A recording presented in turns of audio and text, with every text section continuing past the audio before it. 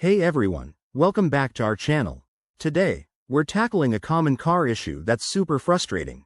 Your turn signal blinking way too fast. If you're dealing with this in your 2025 model vehicle, don't worry. I'm here to guide you through a simple fix step by step. This problem, often called hyperflashing, usually means something's up with your bulbs or electrical system, and fixing it can save you from potential fines or accidents. First things first, let's understand why this happens.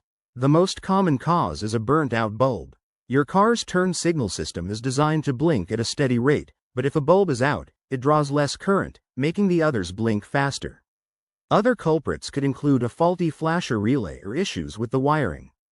Before we jump in, remember safety is key. Always turn off your vehicle, engage the parking brake, and wear gloves to avoid any electrical shocks. Step 1. Locate your turn signal bulbs. For most 2025 cars, you'll find them in the front and rear light assemblies. Pop the hood or trunk as needed, and carefully remove the burnt-out bulb covers.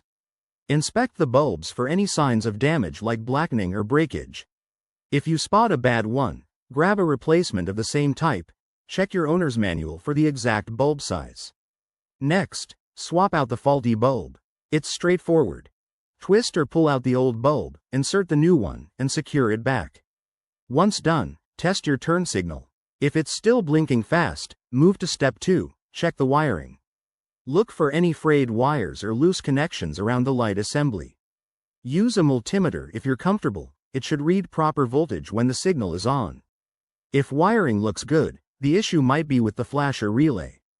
This small component controls the blinking rate and is usually found under the dashboard or in the fuse box. Replace it with a compatible one from an auto parts store. After replacement, test your signals again.